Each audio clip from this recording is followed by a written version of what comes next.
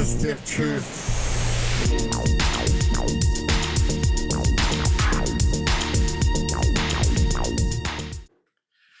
You know what I mean? Yeah. It doesn't matter. We can Hey, do Bob. whatever. Yes.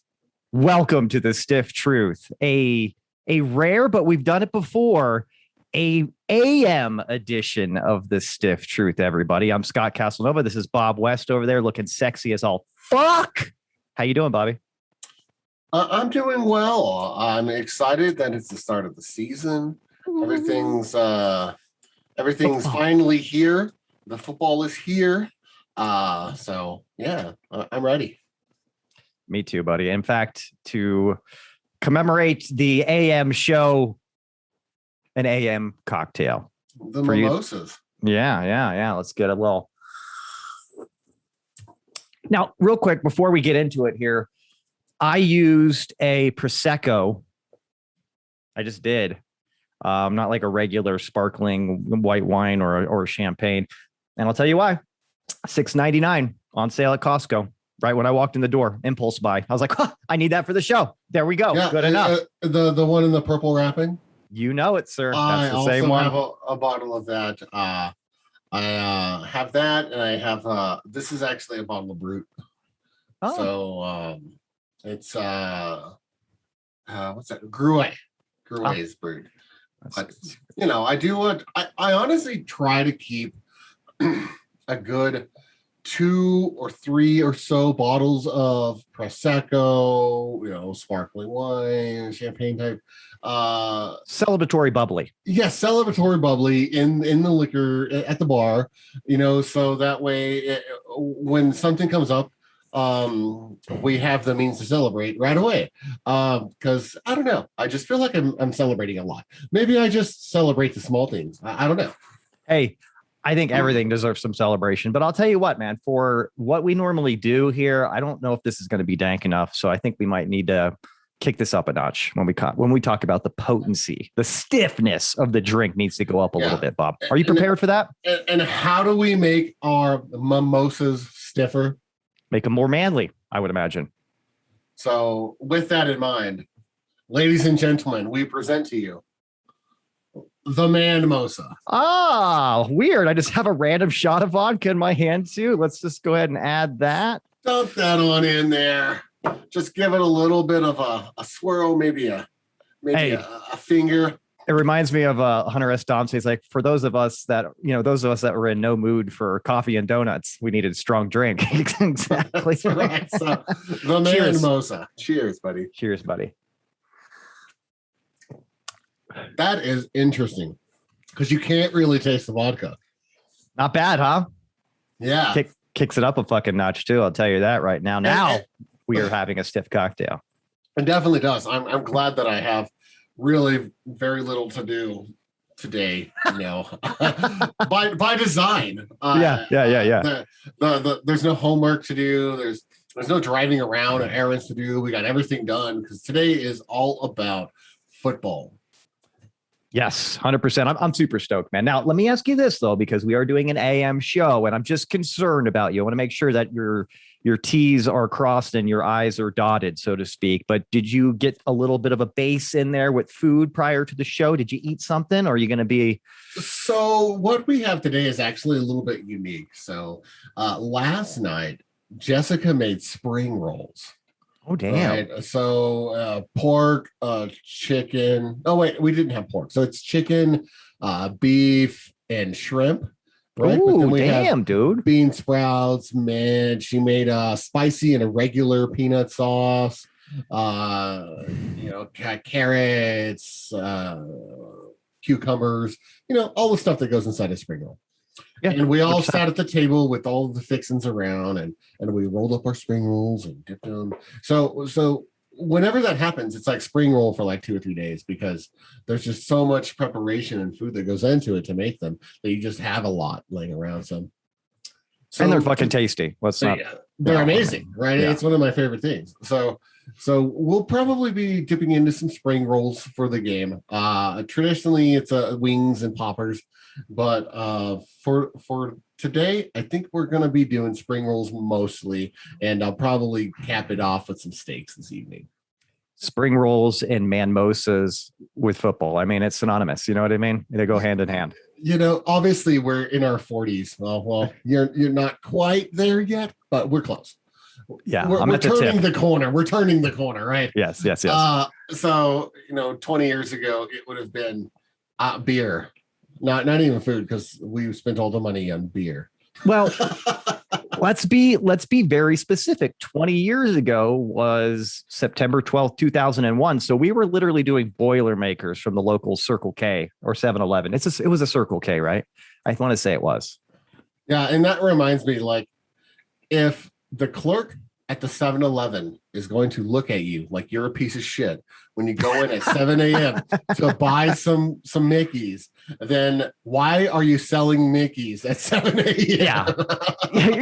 You're allowed. Listen, guy, I don't need a clerk at 7-Eleven judging my life choices. You know what I mean? But yet that was pretty apparent that was the case with the 7 a.m. cocktails. But God damn it, it was fun. Kudos to our youth. But that's true. I didn't even think about the specific day it was, because it was the day after September 11th. We got the day off because we all went into work, and they're like, "No, just get out of here." We shut down for the day, right? And we all suffered that together. We were together at this time 20 years ago, and we got real shitty.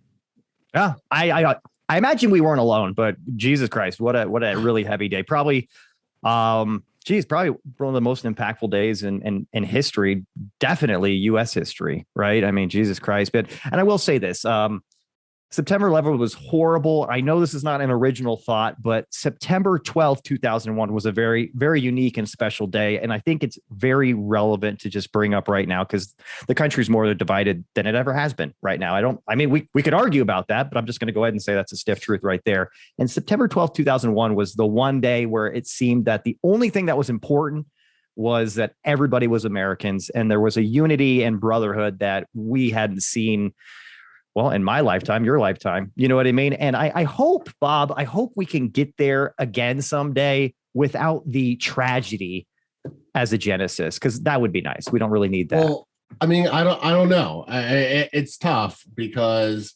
Ronald Reagan gave a speech during his presidency that was basically saying, imagine the unity that we would see internationally from countries that are against each other. And I'm paraphrasing, of course, right? Of course. If we suffered an alien threat on our planet, how quickly we would come together as a human race and not individual nationalities. And that's kind of the same thing, the idea that you're talking about on September 11th, how quickly the country did come together and focus on like what's actually important, because and I know today's show isn't about tribal politics, but I do think that tribal politics is the way that it is right now because of fucking first world problems, right? We don't have enough to fucking fear and bitch about in America, so we literally make shit up. Yeah. I got really pissed off because Jamie used a whole stick of Kerrygold the other day for baking cookies. And I was like, what the fuck, man? I just bought that pack of Kerrygold. You know what I mean? I bet those cookies were fucking amazing.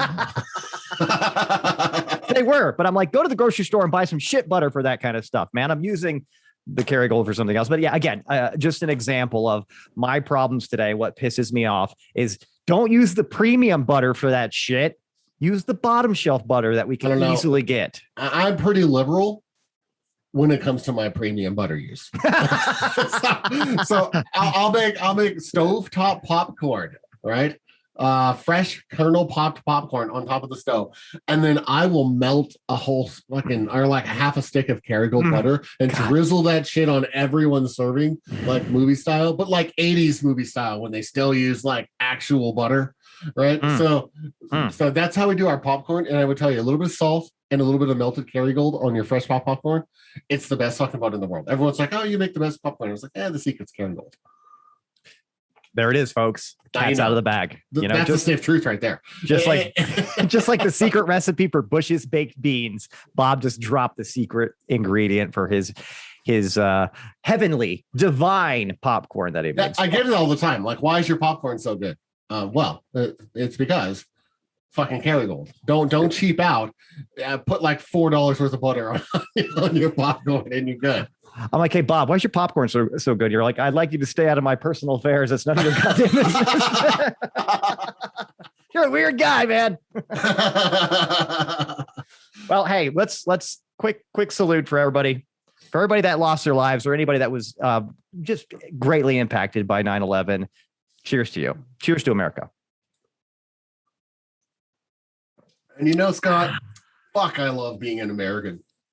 The rest of the world hates us, but man, I'm always grateful and appreciative that I was born in this country, that we have the right to be assholes. Here, right? I would say one of the things that I love the most about being American is that everybody else hates us. Kind of feels good. I would be lying if I didn't think that put a smile on my face when the rest of the world was just like, fucking Americans. Yeah. So smug. When you like drive by and you see someone's house and you're like, oh, that's like $1 million house. That guy's got like a fucking Power Stroke. It's lifted. He's got a fucking $250,000 boat. What the fuck? I hate those guys. That's America. That's us. Not because we need it. Not because we need it, Bob, because we can, with a big shit eating ear to ear grin. So there's that. For now. Yeah, who knows, right? But hey, you're right about one thing, buddy. Football right now, full swing. I mean, let's just be honest here. We saw the beginning of the season on Thursday with your boys. Hey, condolences, by the way, condolences. But Dak really did a great job. The team looked fantastic, by the way. But here we are, and we'll talk about that more in a minute, I'm sure. But here we are in opening weekend, baby. Right now, less than 30 minutes from now, we will have kickoff, where basically everything's going. It's back in full swing. I'm super pumped. I don't know about you, but I've been kind of glued to ESPN and NFL Network the past few days, just soaking it all in, man. This has got to be by far my favorite time of year is early fall. Couple of things. Don't get me wrong. I fucking love summertime, but it's brutally fucking hot. And because of global warming or whatever cycles that the earth goes in, it's been really fucking hot up here. And I know it's been down there and Albuquerque too. That's kind of tapering off a little bit. We also have my favorite holiday coming up around the corner here, and Halloween. Football season is full swing, baby. Woo! You know what I mean? No, I fucking love it. So autumn is my favorite fucking season by far. It's not even close. Winter's too fucking cold and summer's too fucking hot and springtime's just too fucking allergies. But fall, for me, that's where the money is. Football is starting. Grilling is best in fall because you're not sweating balls out there on the grill. It's amazing. Yeah, the kids have school, but that's actually a good thing when you're a parent. So selfishly, very much so. Yes, right. Well, I'm more just concerned about their education. You know what I mean? I want them to get an education, and they've had just an empty brain all summer. So it's time to pack that shit full. Educate them on how to get the fuck out of here every day.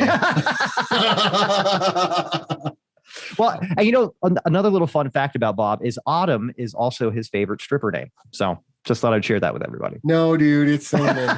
It's not Portia. Oh, fuck you. If you've never seen Cinnamon twerk with the $100 bill stuck in her ass crack, you haven't lived. Well, when Bob's there, they're usually dollar bills, sometimes fives if you're feeling squirrely, but all the same, right? No, it's usually someone else's fives.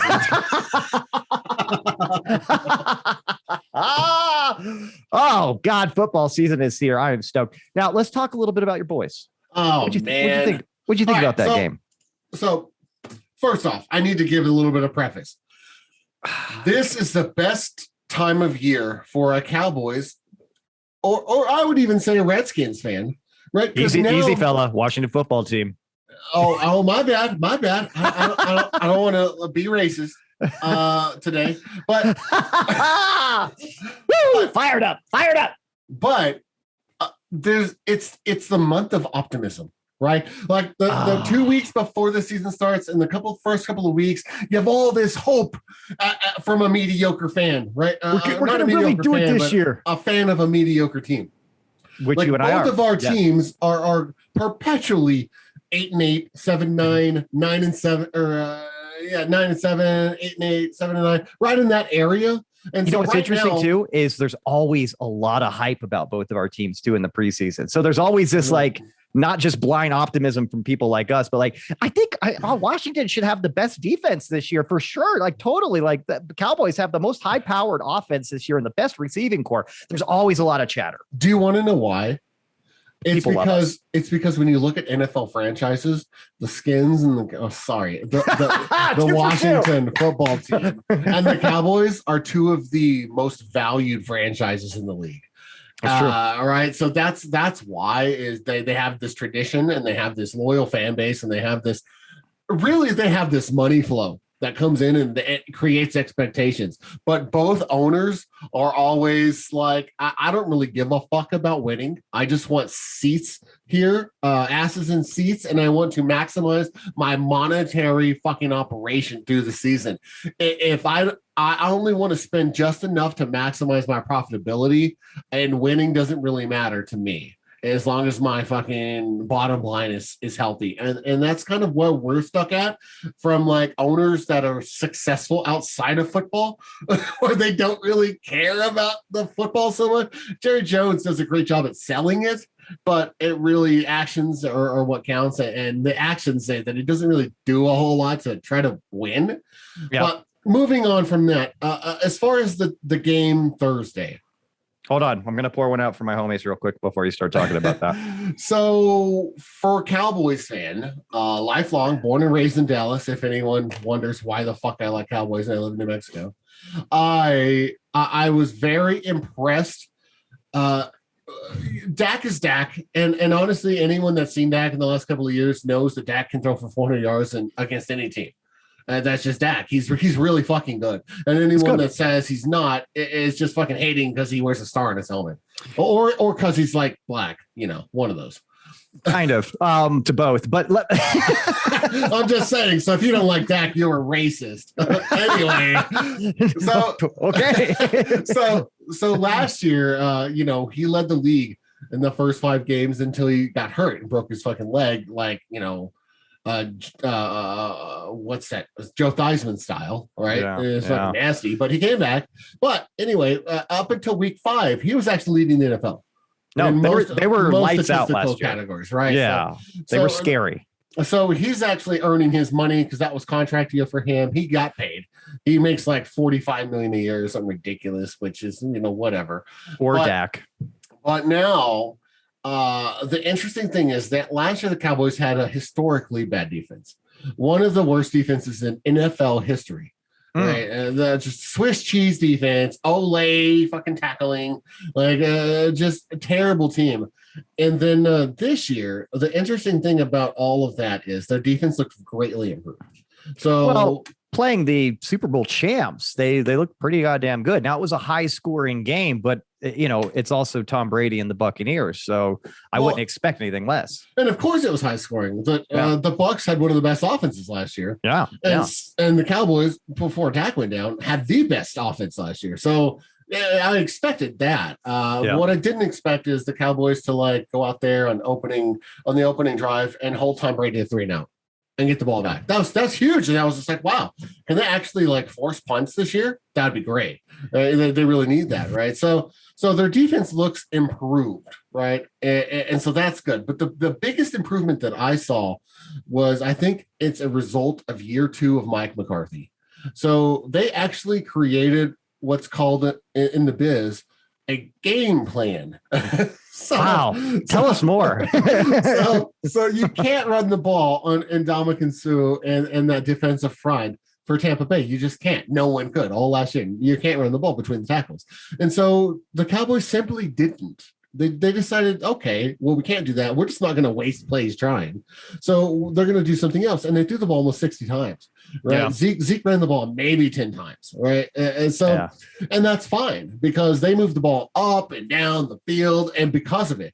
So the thing there is, in the last few years, the Cowboys would have just turned around, hand the ball to Zeke, and took those 3 yards in a pile of dust plays all game long and then wonder why they lost by 20 against an elite offense. right? And with a shitty defense. And this year they actually came up with a game plan. So again, with the whole, this is the most exciting time to be an NFC East fan. Just got to highlight that the garbage division of football last year. So with those expectations and possibilities are endless. The Cowboys really did look like a fucking actual team that can bid for the NFC East, if not make a playoff run this year. And that's fucking encouraging that they didn't go to Tampa. And that they were in Tampa. So that they didn't go to Tampa and lay a fucking egg. And they got up there and until they got classically Tom Brady'd, where he marched down with less than a minute to kick a field goal, which is what he does his whole fucking career. If that had been any other team minus other than Tampa, 99% of the time they're probably winning that game. And I think they did great. And I'm really excited for what's to come. Next week they get blown out by 40. I like how you keep yourself level and humble and at the same time realistic. No, that's very true. And I agree with you, man. This is the best time of year to be an NFC East fan because there's a lot of optimism going all over the table here. But no, that was a really great game. And I'll say this, and I'll just pose a question to you real quick here. And just a real quick answer too. I don't want you to. I emphasis on the real quick. Sorry. No, because I want this to be kind of like, don't think about it too much. Don't put too much fluff behind it here. But do you think Thursday's game shows more for the rest of the season of the path of what Tampa Bay is gonna, what they're gonna run into, their runway here, or do you think this is showing more of the positive energy of the Cowboys here? What do you think was really seen here? Oh, that's both. Tampa Bay is who we thought they were, right? Okay. To go fucking Herm Edwards on it. Tampa Bay. they are what we thought they were. so Tampa Bay is 100% a dynamic offense. Tom Brady looks great. That motherfucker, Giselle's keeping him ageless somehow. So whatever. Tom Brady looked great. He can still sling the ball the same as he could 5 years ago, 10 years ago. He can still throw a 60-yard ball off a 3-step drop. That dude looks great. Their offense looks great. I think they even got better because Gronk looks healthier and in mid-season form already. So Tampa Bay looks great. That defense looks nasty.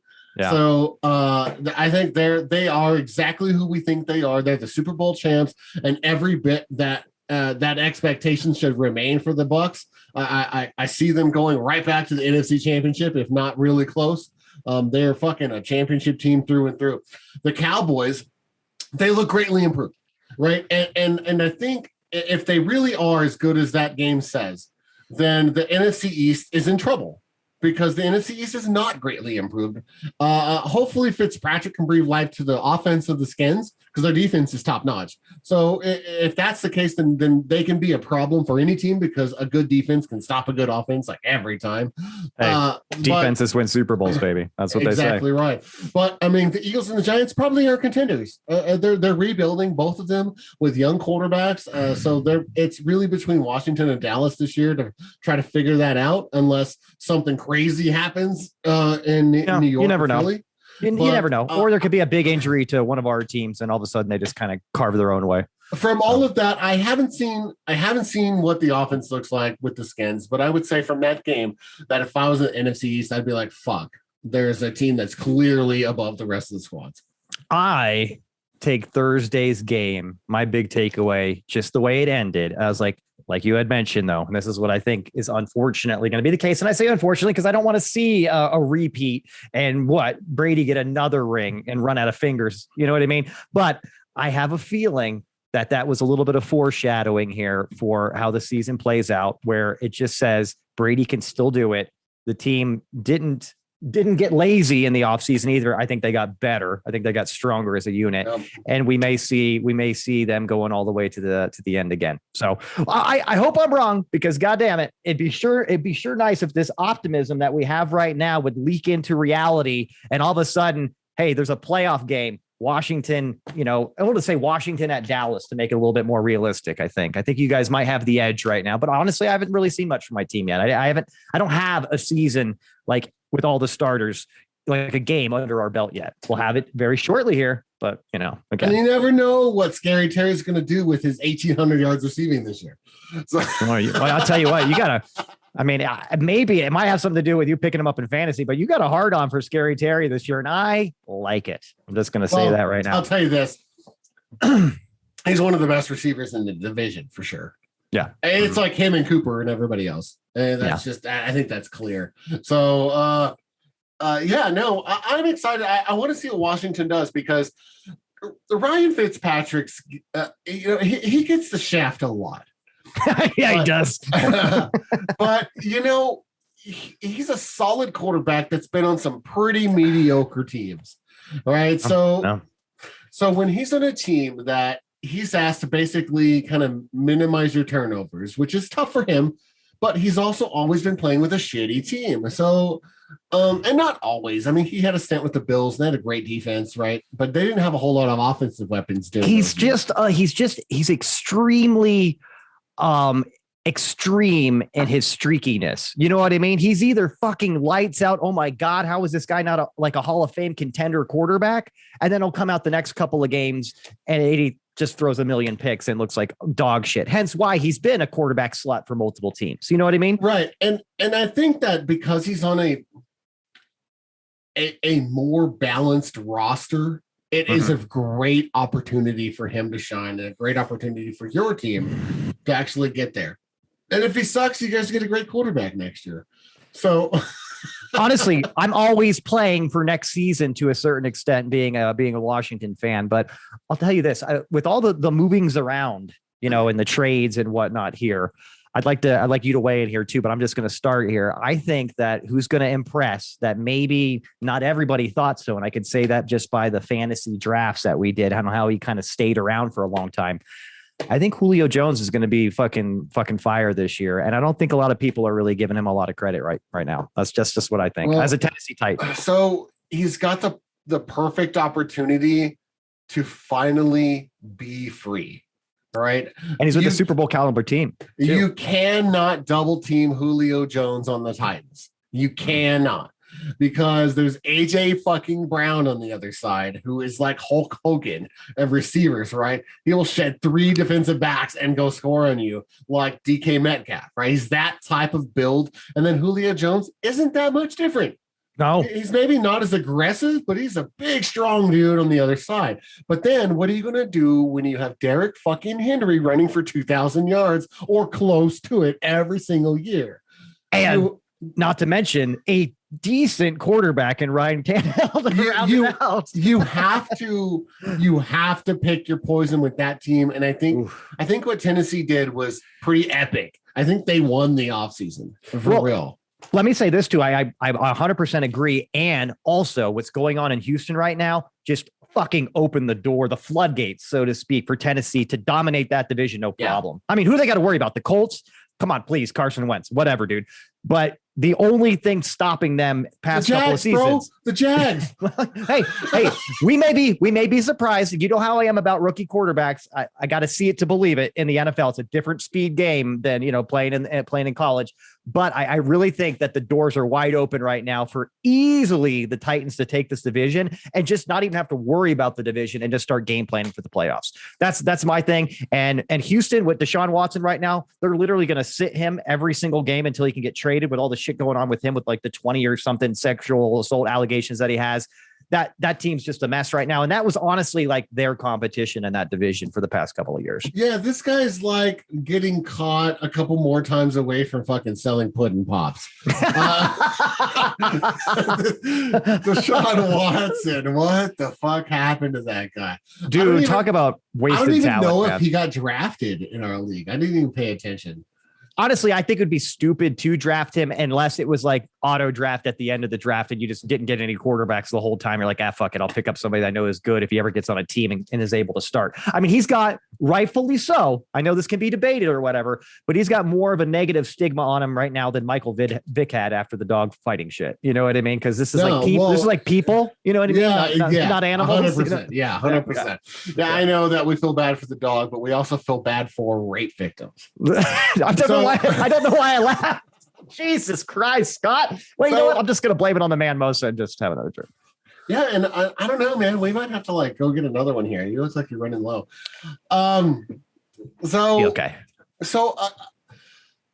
football aside, before we just overall NFL and kind of get that out of the way and move on to our epic draft that we've had, I do want to say like AFC, NFC. Like, who are your like improved like sleeper teams to watch out for that might be outside of anyone's purview? Like we all know, on obviously the Bucs are going to do their thing, the Chiefs are going to do their thing, but who are those sleeper teams that have made a lot of improvements and might surprise someone in the AFC and the NFC? Okay, yeah. Just going off the top of my head, I'm not going to do a lot of thinking here, but I would have to say, I wouldn't be surprised if the 49ers do a bang up job this year. I mean, and I say this is not like a, not far from not reality. A huge surprise, right? Not a huge leap, but opposed to what happened last year and kind of how they just kind of fell apart a little bit. I think they're gonna shine. I talked about this, I think a show or two ago. I think everybody thinks like the Saints are rebuilding right now. I just think they're just recharged, man. I think they are going to be contenders and have the Bucs like run for their money a little bit here. That's what I think. And in general here, AFC, I'm gonna get back on it here and say the Browns, bro. Every year, right? The fucking Browns. R.I.P. Frank. 100%, man. What about you? So I really like your Browns choice. I really think that they could have something special there too. We all keep waiting for it because we see the talent, and not just the talent, but like the young talent, right? Yeah, so when they put it together, they could have it together for years. So that's an interesting choice. I do think that on the AFC side, man, I like Denver. I like what they've done. I like that Von Miller and Bradley Chubb are back healthy. I like that Teddy Bridgewater is a great manager. I like that they got rid of Philip Lindsay. I do, because I think they relied on too much, and I just think that he doesn't have the ability to break a tackle enough. He's fast, but when he gets caught, he's down. And you got to have that yards after contact as a running back to be successful, where Melvin Gordon is one of the leaders in that category. And so I'm interested to see how Denver works that. I know they have a couple of exciting players. Jerry Jeudy is. I love his name. By the way, can I just say probably the coolest name in football in like 10, 15 years that I've heard. It just rolls right off the tongue. I tried so hard to get him in both of our drafts. I didn't get him. And I didn't get him either. And I was like waiting, and I was like, he'll still be there. And then he was gone. I was like, fuck. Because honestly, I like to have the Broncos to something as a way to root. Because it's more my wife's team, but I grew up, so my mom was a Broncos fan, and my dad was a Cowboys fan, and the boys we lived in Dallas, so it's just like all the thing, right? The irony is Jess is a Broncos fan, and I'm a Cowboys fan, so it's the same household that our kids are growing up in too.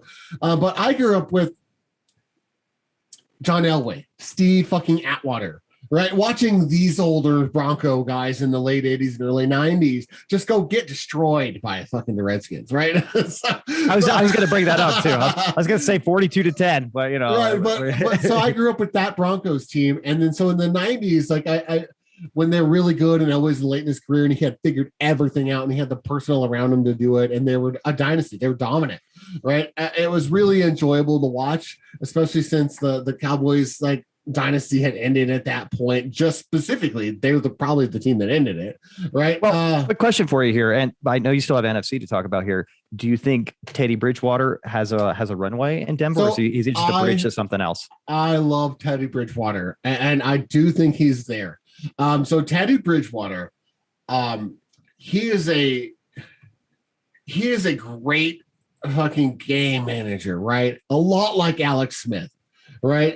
To where he doesn't turn the ball over, and he makes very, very smart football decisions all the time. He's someone that can lead your team in a way that you want your quarterback to lead your team, because not all football players are smart, right?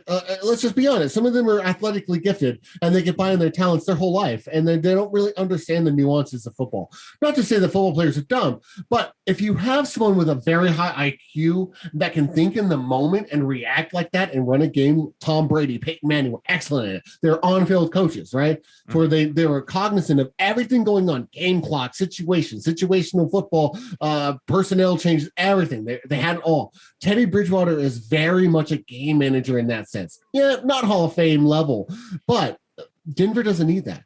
Denver needs to not have Drew Lock fucking throwing 4 picks, right? Yeah. So they just need a decent conductor out there. You know what I mean? I think he's definitely a step up. So it was just I think Denver is probably my sleeper for the AFC. And there's a couple more teams there, but like I would say like the Bills are probably going to dominate this year.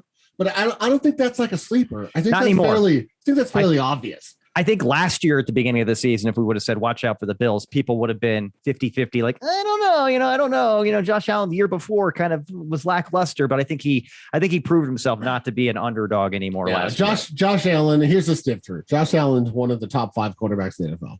100%. And don't even fucking bullshit me with the stats and everything. Cause when you see that guy extended play like a young Aaron Rodgers, you start learning. Yes, he's not as accurate. He's not, but he's also faster. So he has a different skill set. And by the time that speed goes down, I bet you his accuracy goes up. I think he's a great quarterback. It's ironic that you just mentioned those two in tandem there, because in both of our leagues, I have Aaron Rodgers and Josh Allen as my quarterback. So, yeah. And you'll do well at quarterback in both of those leagues. I think so. Now, flipping over to the NFC here. I know I didn't fucking blow your skirt up with the 49ers being really good this year. What are your thoughts here? And I want to be surprised. And don't say fucking Dallas, for Christ's sakes. Leave it alone already. Get off the DAC, okay? So there's a couple things there's a couple teams that you have to watch out for. You hit on it earlier. I think the Saints are going to be fucking good, like 12-4 good. I think they're going to be really fucking good, and Tampa Bay might not win that division. I will say this: maybe their only losses are to Tampa Bay and a couple other random ones. If they even lose those, true. I think that they have something so special right now because. So I was watching a preseason game with Jameis Winston, and he threw 2 40-yard fucking bombs on the money, perfect throws. I saw that game too; very impressive, and it was awesome. And he destroyed that game in the first half. Yep. Right. So I was just like, wow. And he only played like a few series too, if I remember correctly, before they switched to Taysom Hill. Right. So he played like most of the first half. Right. And then Taysom Hill played the rest of the game. So the thing about Jameis Winston is he gets a lot of negative. I don't even know. There's a negative misconception about Jameis Winston. He throws a lot of picks. Right.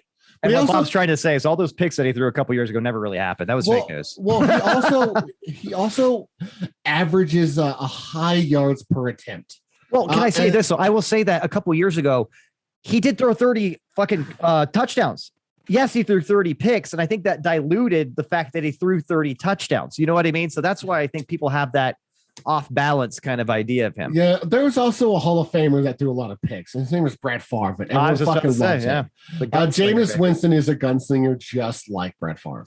And he's not afraid. He'll throw the ball downfield and give his receiver a chance. And in this team, oh man, he has a lot of receivers to give a chance to. And then he has Kamara, which you're going to find when the season starts. Some of those chances are going to go away because you've got a future Hall of Fame running back to your right that can probably get 3 missed tackles and break a tackle on his way to a first down. And you're going to see a lot more checkdowns and then a lot more opportunities. I think the Saints offense is going to be really fucking nasty. In that preseason game where he threw 2 40-yard bomb touchdowns, the last 2 years of Drew Brees' career, he threw 2 40-plus yard touchdowns. Already matched him. 2 fucking years of Drew one Brees. Preseason game. Yeah.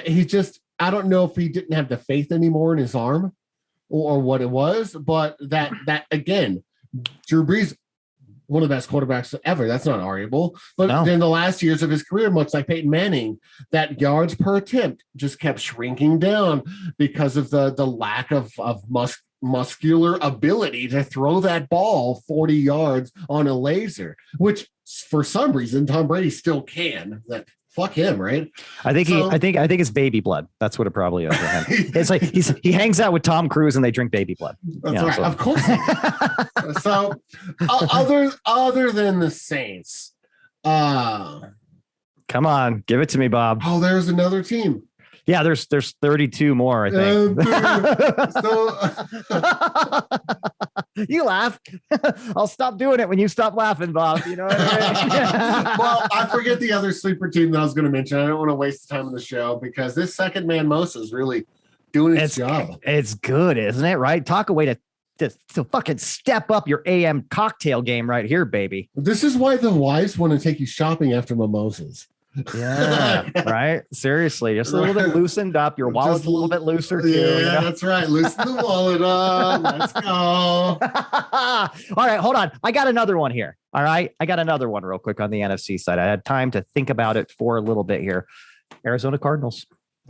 Oh. JJ Watt's over there now too. Watch out. They just had a tough time of it last year. They could surprise. Now, again, I went with the same division as I was just talking about here. But let's think about it. How long has Seattle been dominating that division? I think they're a sleeper to be a bust this year. That's just my own personal thoughts. And that leaves Arizona. And that leaves. They should have traded Wilson. They should have. They have a lot of talent on that Seattle team, and Russell Wilson let it leak out that he wanted a trade. That's not good for a team. That's not good for the team. They could have traded him and got a lot for him, and gone after the draft and try to start rebuilding. Because with a team that good, you don't need a star. But I remember the NFC. All right, I remember. Okay, and it wasn't Arizona, but I do like Arizona because I think that their quarterback is hands down the fastest quarterback in the league. I don't even think it's close. He just has to make better decisions. I think he shores up the decision making a little bit there, and the addition of somebody like JJ Watt on the defense as the leader of their defense. They've already got scary people. They got DeAndre Hopkins still. You know, they've got some great. They shifted things around at running back. James Conner now. You know what I mean? So you never know what could happen there. No, their offense is money. It's all about like, is that defense going to improve, and can their offense, execute the right plays at the right moments? They do have a chance to win that division, but it's tough because they're going to be trying to go against the Niners, and I think the Niners are going to be money this year. The sleeper team that I think that no one's really looking for, I know it's fucking sacrilegious for me because I've never really liked them, but it's the fucking Chicago Bears. I know. Justin Fields, huh? All right. And you're 100%. I think it's Justin Fields. Yeah. I know that Andy Dalton's getting the start, but I bet you by week 2, 3, that gets pulled and Justin Fields come in. I watched the preseason game with the Bears, and Fields is dynamic. That dude can extend plays a lot like Josh Allen. Right, he'll extend plays, and he's faster than most linebackers. So he buys the time as long as he really wants to go to line to make a decision to throw the ball away or to run for it. And I think with Justin Fields in the game, it's going to really change them. Plus, they have Allen Robinson leading that receiving core, and that dude's elite. He doesn't get enough run, and he never has. But he made Blake fucking Bortles an all-star quarterback. And that was because of Allen fucking Robinson. I'd say him, and then they still got David Montgomery at running back, right? I mean, they got a nice little squad there. And their defense it's been top notch for, I don't even know, dude, for decades. Well, dude, and let's face it too. I don't know what Detroit was thinking, honestly, but they lost Marvin Jones Jr. and Kenny Golladay. They lost their entire receiving core and Matt Stafford. Yeah, I mean, no big deal. No, it's like get rid of everyone. It's like, what's your game plan? Just chop the entire. Anybody that's good on the offense, get rid of them. I got this. Don't worry. I don't know if Detroit's I don't know, dude. I hate to say it's like you got really sad all of a sudden. I hate to say it, but they have a chance at going winless again. Wow. I hate to say that of Jared Goff, but I think Jared Goff was a product of his environment, the players around him, and their coach, and that great defense. I think Jared Goff was a compliment to the Rams, now, right? On the other side, yeah, I agree. On the other side, the Rams, I think they're right back to where they left off in their Super Bowl team. Dude, 100%. Yeah, 100%. Aaron Donald's still there, right? I mean, they literally. Aaron Donald might be the best defensive player in the history of the NFL. Have you seen that guy can bench press a car? Yeah, and he plays with anger. He's the best defensive lineman we've seen since Reggie White. Wow. Like Aaron Donald is insane. So that's the NFL. This is why we're so excited. This is why we're drinking Manmosas. This is why we've got the jerseys on. We're ready to go. This fucking day is something that we've been waiting for since fucking February. Yeah, right? And I haven't really critiqued the conversation as much as I should to say this. But I mean, look how excited Bob is.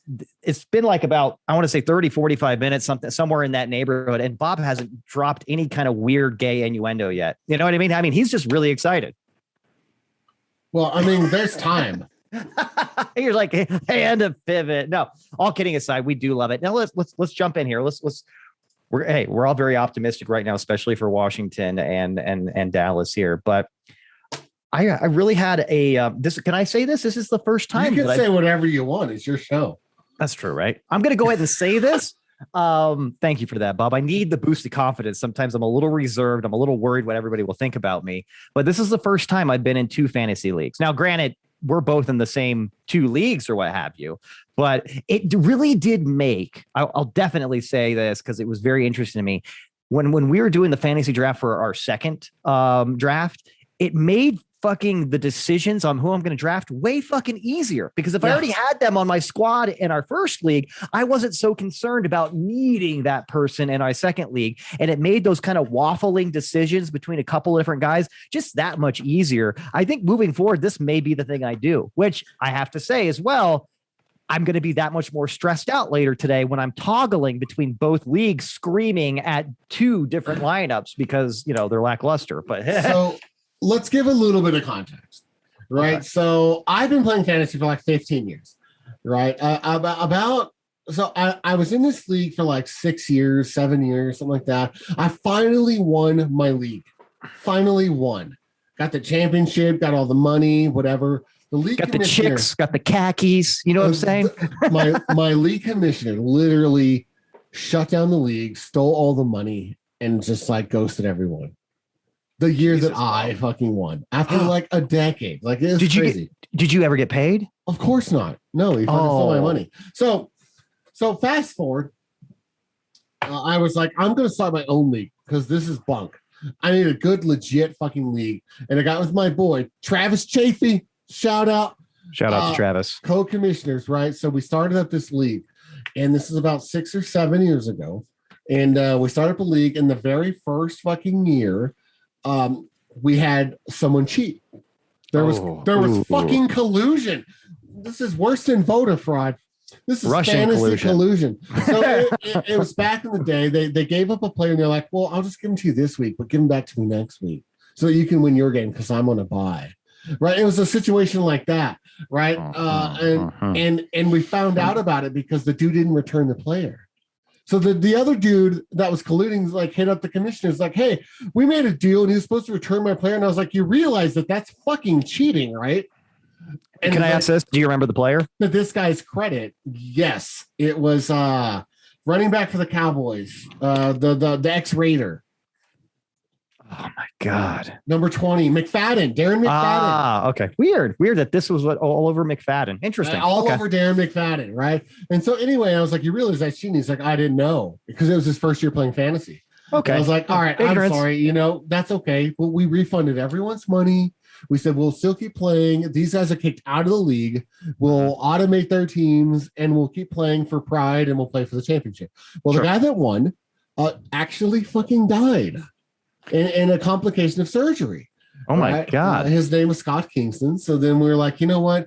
We're going to make the trophy, the Shiva, the fucking Kingston in his memory. So now our trophy is the fucking Scott Kingston Memorial fucking trophy, right? Nice. So we play for the Kingston. And now we've drawn up a constitution, which you've read. It's very, very specific in the rules of the league and cheating and all that. Everyone signs. It's a high dollar league. Winner gets fucking like $1,000 or whatever. A lot of money going in this league. So it's very competitive.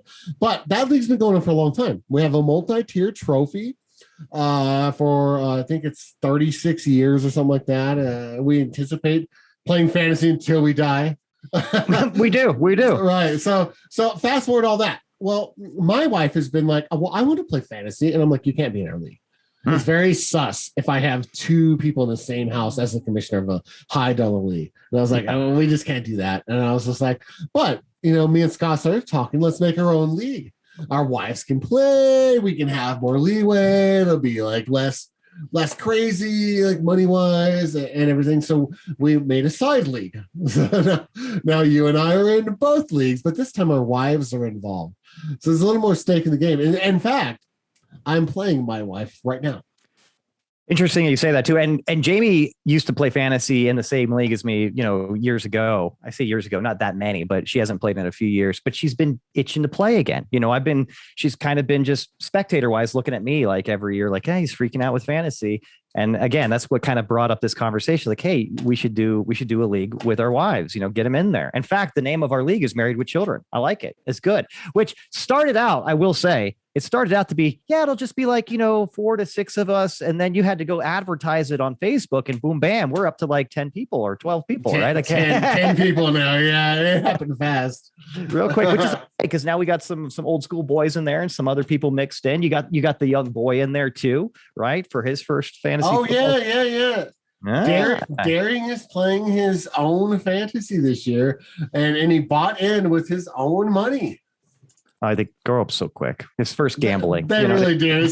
I'm teaching him right. I'm teaching him to do sports gambling the way that it should be.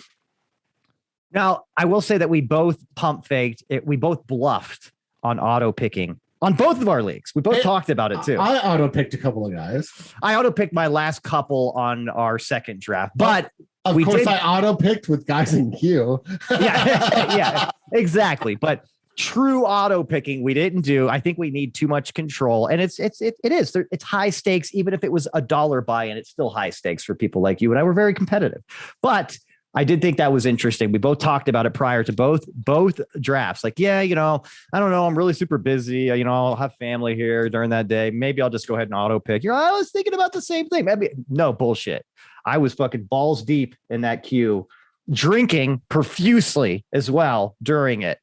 Yes, just to make sure that my nerves were a little bit at ease as I went through it. But you know what? There's really nothing more fun than a fantasy football draft, because not only is it a blast just in itself, but it also, with what we were just talking about for this show, for what's to come, it's the beginning of football. And that's like the precursor to all the excitement right there. Is like you start talking about the draft. Hey, you getting in fantasy this year? Yeah. What time are we doing the draft? We got to do it before, opening day. Okay, great. What are we going to do it?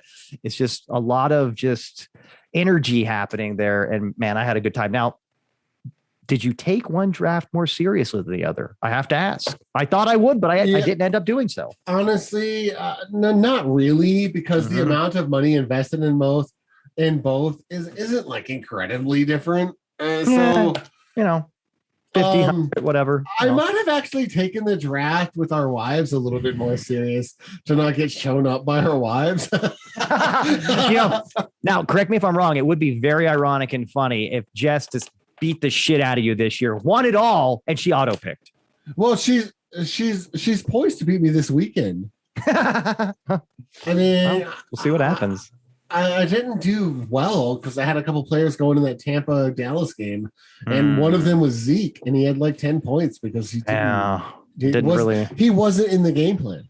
No, he was not in the game. So, it is what it is. But yeah, the irony is that I might have taken the draft in our other league, the Married to Children, a little bit more serious. Interesting. How about you? I took them both very seriously, but I went, and we talked about this prior, but I decided with a very unique, ballsy strategy in our Married with Children draft. And that was literally with second pick, I think second or third pick. I can't remember if I had second or third. I think you had second. I had second pick. With second pick, I took Travis Kelce. And I remember you saying like, whoa. I'm like, yeah, I know. There's like all the good running backs still available. However, I'm usually every single year I go with the strategy. It's probably similar to yours, but I'm going to pick up probably 2 running backs first, right? Then I go to receiver, and this is pending. There's no crazy people getting drafted before me where I have to change my game plan. It's usually couple of running backs, couple receivers, quarterback. Then I'll go to tight end. You know what I mean? And usually when I did that, I always got really good running backs, good quarterback, good wide receivers, but I'd end up the entire season like waiver wiring every single fucking week, trying to get a decent tight end, and I always was very envious the past few years on the fucker that picked up Travis Kelce, because that guy is a fucking points machine. So I was like, let me see what happens here. And I'll tell you what happened. I lied. I missed the boat on all the good running backs. I mean, literally, it was tough to watch it happen because, when you have that early pick like that, you're like, bam, and you're like, you don't go for a long time. And you just kind of, it's like, watching like people die. It's horrible, but I did watch everybody. Literally, I mean, I'm not talking any bullshit, but the best available when it got back around to me was Antonio Gibson, which I love him. I'm glad I have him. I wasn't going to pick up any Washington players in that draft per se, but that's kind of what I was left with on the table. And after that was like the end of the running back. So we'll see how that goes. But you know what it did teach me? It was fun. I enjoyed the experience. It was new. It was different. But for our next draft, I went right back to my process. Picked up a couple running backs, a couple wide receivers, picked up a quarterback, then went to tight end. And I got Mark Andrews. Well, that's a good tight end. Yeah. I will say this. I did read strategies for both drafts. It's very weird, right? So in our first draft, I picked up Derrick Henry right away. What a beast. I was like number 3, and I was like, yeah, that fucker's money. But then after that, I was like, well, there's no more running backs because, again, I didn't pick for a long time. So I was like 4th. Yeah. And so I was like, all right. So I went with Tyreek Hill, right? Because the cheetah. He's hit or miss, but he's money, right? So, and I was just like, all right. So then the 3rd or 4th round came around, and I was like, you know what? I'm going to go ahead and grab the kid. And I grabbed Patrick Mahomes because I wanted to tandem him up with Tyreek Hill and double up points and yardage and all that. Can you imagine if he would have got Kelce too? Jesus Christ. Yeah, I thought that those two together would be like a really valuable asset to kind of make up for, not getting that second running back right away. Right. Where in the other draft, I didn't get a quarterback until like the 8th round. I saw that, which, you know what, honestly, it's really not a bad strategy to let that quarterback go for a while. In fact, when I picked up Josh Allen, I think for my 3rd or 4th pick, I think it was my 4th pick in our second draft, I kind of kicked myself because I was like, okay, I know he wouldn't have been available if I would have waited for the next round, right? Because people would have started drafting quarterbacks. You see things go in waves. People usually have a pretty similar strategy. Yeah, because once a position starts going, everyone jumps on. As I was going to say, it's almost like a social experiment, right? Like you won't think like, oh, it's time to draft a tight end. But if everybody did like a little mind game and started doing that on the second round, all of a sudden, all kinds of tight ends would go off the board. It's just the way it is. When you see it happening, it's like a FOMO kind of thing. You know what I mean? You're like, oh shit, I better get in there and get my fucking whatever it is, right? But I will say this. I was kicking myself a little bit for getting Josh Allen, leaving a couple of good wide receivers and running backs, on the table for somebody else to easily scoop up. But I will say this. It's always kind of the grass is greener. It's always like hindsight's 2020. There's a mixture of those things. Once the fucking season starts, you're always going to kick yourself for getting somebody that you thought was amazing and vice versa. Somebody that you completely ignored who ends up being a cash cow. So it happens. It always happens. It's fucking exciting though. No, it's exciting, and we fucking love football.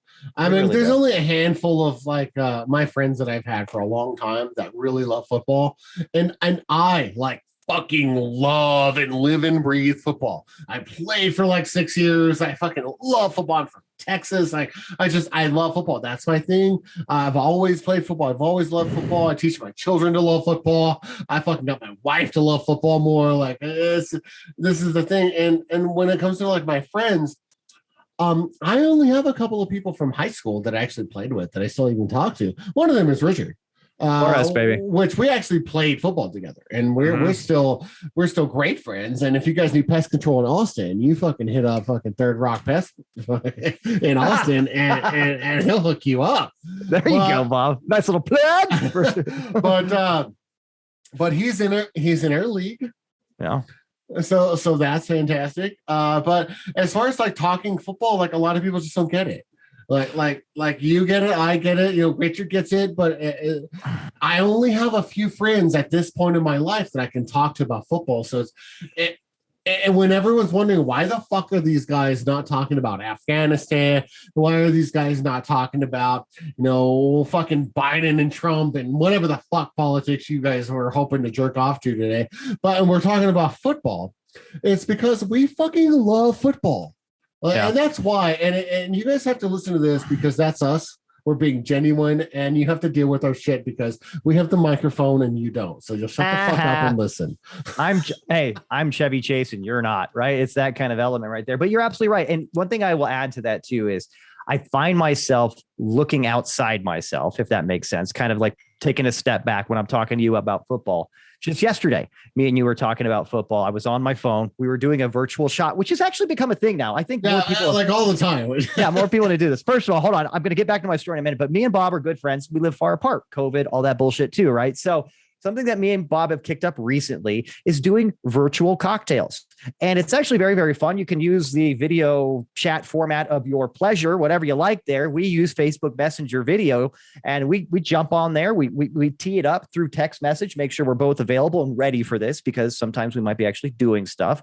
But yeah, get on there, chit chat for a little bit, bullshit, just like we're at the bar. Take a shot, have a drink or what have you. We say our goodbyes and then we circle back when we're ready for another one. It's really quite fun. And it gives us that nice little bit of connection that we were missing being 600-700 miles away from each other. So very fun times. But I did notice that yesterday I had Jamie and Elizabeth sitting in the other room playing Kingdom Hearts. And I'm like almost yelling, like talking about like our fantasy draft in the Cowboys Bucks games, right? And I'm like, you know what? I'm sure to other people, and this is me stepping outside of myself. I was like, this sounds like senseless chatter, just a couple of fucking macho, dudes talking about macho fucking games, what have you. But then I did think to myself, like you were just saying, I was like, you know what? This is very, very important. I'm very passionate about this. I literally wake up every Sunday morning with a pep in my step, knowing that football is on the TV. And you feel the same way. And it's great to have somebody to talk to about it because I can't literally talk to my wife about football with this kind of passion or my kid or other friends that I know or family members. Because like even talking to my brother, I'm like, hey, man, we start talking about football too much. He's going to get bored and put down the phone. You know what I mean? So or like that. Yeah. Uh-huh. Mm-hmm. Yeah.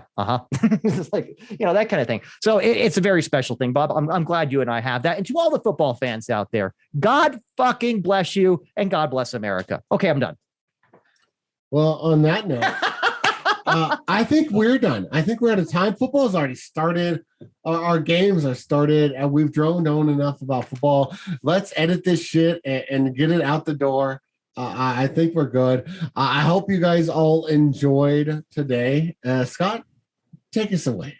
Bob, same to you. It's always a pleasure chatting with you. Yes, but we are going to move on with Football Sunday. Everybody else enjoy that shit. And again, for everybody that is supporting the show, we love you. God bless you. We couldn't do this without you. If you haven't got out there and just dipped your stick in there a little bit, please do Patreon or like and subscribe us. Check us out. Rate us on Apple Podcasts. Do whatever you want to do to give us a little bit of love so we can give you some more love.